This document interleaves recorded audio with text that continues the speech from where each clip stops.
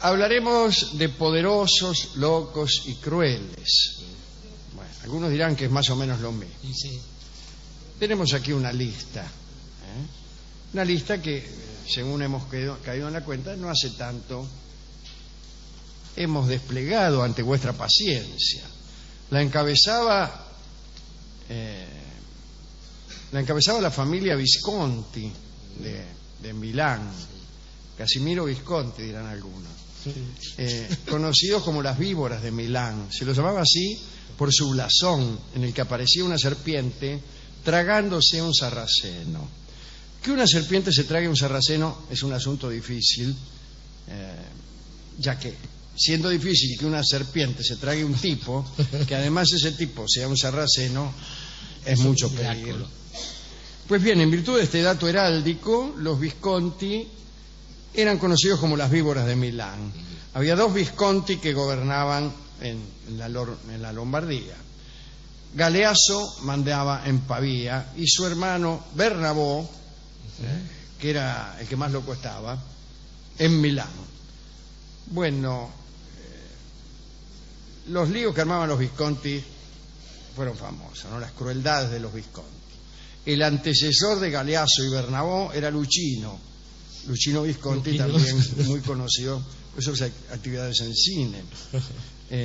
Había perdido la vida, Luchino, por obra de su esposa, quien después de una desenfrenada orgía en un barco, decidió eliminar a su marido para anticiparse a las intenciones que él mismo tenía. Es decir, lo mató para evitar que él la matara. Quizás llama la atención una orgía en un barco, ¿no? No parece el lugar más indicado para una orgía, salvo que uno por casualidad esté navegando ahí y surge espontáneamente y dice, che, qué embole, bueno, dale, bájese los pantalones. Pero eso de vamos a embarcar, vamos hasta el puerto, que yo tengo que tomar el 60 hasta el puerto. No. Que cuando llegas ahí ya está cansado. Quiero quedarme acá, claro. Bueno, bien, es un poco molesto. Se imagina todos haciendo cola para embarcar, sí, hablando así, con un discurso burgués, con las mismas personas que luego compartirán con uno el desenfreno, ¿no? Bueno, ya perdí el entusiasmo. Bien. Y el caso es que los Visconti entraron en guerra contra la Santa Sede. Esto produjo algunos resultados favorables a los Visconti. Le arrebataron al Papa Bolonia y otros feudos. En el curso de esa guerra, el Papa excomulgó a Bernabó. El Papa, cuando tenía conflictos seculares, excomulgaba a quienes estaban en su contra. Bueno, este Visconti, Bernabó, obligó al mensajero, el que le trajo la bula del Papa, a que se la tragara. Me refiero a la bula. Claro.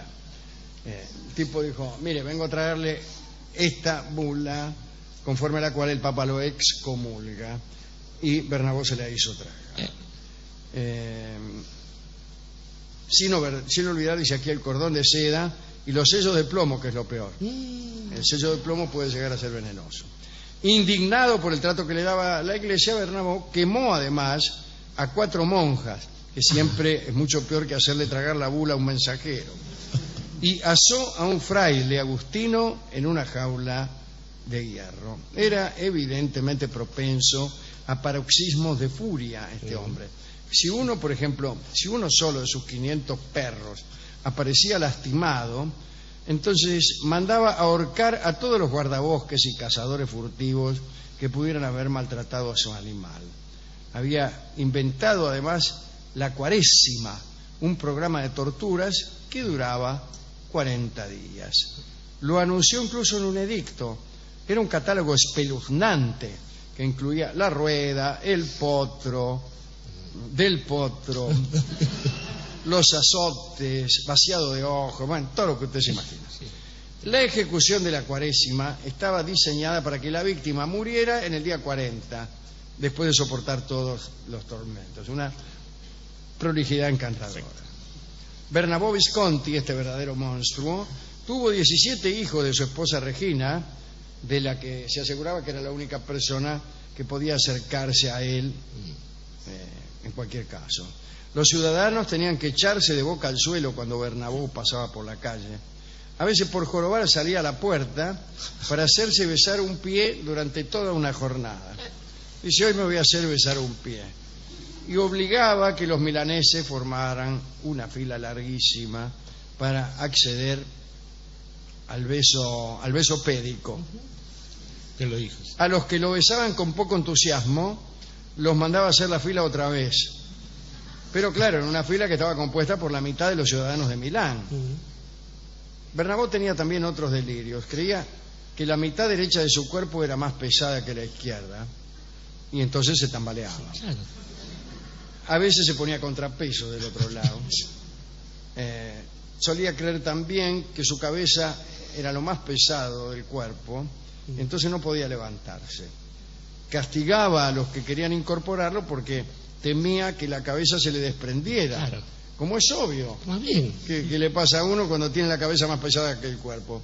Yo, por ejemplo, Sí. bueno, tengo la cabeza más pesada. Basta tirar a alguien de una cornisa para ver que es así. Sí. Claro. Los médicos no me lo creen. No, Pues eso, creen que estoy loco. Bien, no importa.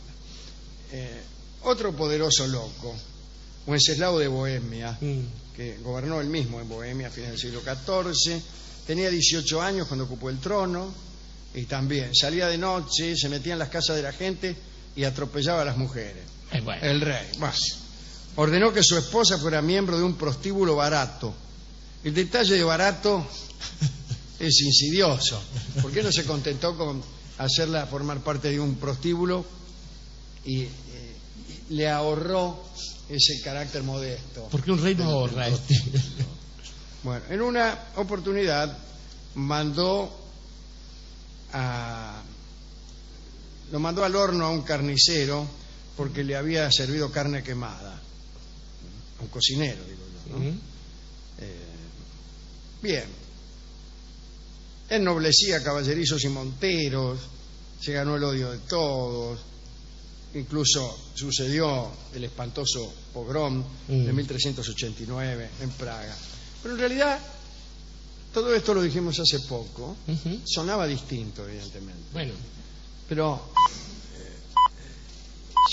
te veo que las canalladas son más o menos las mismas. ¿Sí? Se repiten una y otra vez. Se repiten una y otra vez. Incluso a veces es como si la gente dejara de darse cuenta que es una canallada. Y entonces ahí hay que hacerla crecer, si no, no. Sí. Por ejemplo, vamos a nombrar algunos de los muchos que han desfilado por este programa, empezando por Nerón o cualquiera de los 12 Césares. Calígula, Calígula, Tiberio. Tiberio será muy malo. Calígula es el más famoso de todo porque era más extravagante en sus maldades. Sí, que casi parecían bromas, ¿no? Nombrar cónsul a un caballo. Ahí sí, citata, bueno, no sería la primera vez. No, y además podría ser mejor funcionario que algunos anteriores, en ese caso.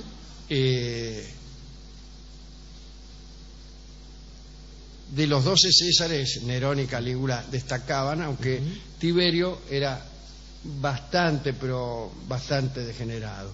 En la Edad Media había príncipes menores, que reinaban en pequeños feudos, pequeños principados. Estamos pensando en Elizabeth Báthory. Claro, en algo cercano a Hungría, que no era Hungría, pero que hoy podría ubicarse por allí cerca. Claro, ¿no? claro. O Elizabeth Báthory solía chupar la sangre de otras mujeres, de doncellas, de jóvenes doncellas que tenía a su servicio. Las empleaba, socolor de darle una salida laboral, una noche cualquiera las arrinconaba en una pieza y les chupaba toda la sangre. En realidad lo hacía por razones de prescripción médica. Ella creía que chupando la sangre de las adolescentes iba a mantener para siempre su juventud, ¿no? Y así se comió a muchas. Otro pequeño príncipe fue alguien a quien se lo conoce por otro nombre gracias a un novelista inglés, pero cuyo nombre era Vlad Tepes, que para sus amigos y para sus conterráneos era un patriota, ¿no? Para los enemigos era un loco. Sí, en Rumania es muy bien considerado el amigo Drácula, que era un príncipe local muy nacionalista, que como siempre tiene mucha mala fama en el bando, el bando imperialista, claro.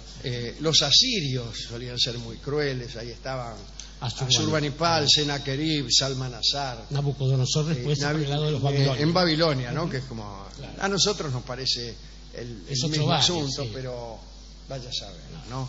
Nabucodonosor fue el que construyó aquellos jardines colgantes en homenaje a su amada. Aprendan los novios que quieren contentar a sus novias con cajas de alfajores, ¿no? Este tipo hizo unos jardines, uno arriba del otro. Es una cosa, no alcanzo a imaginarme.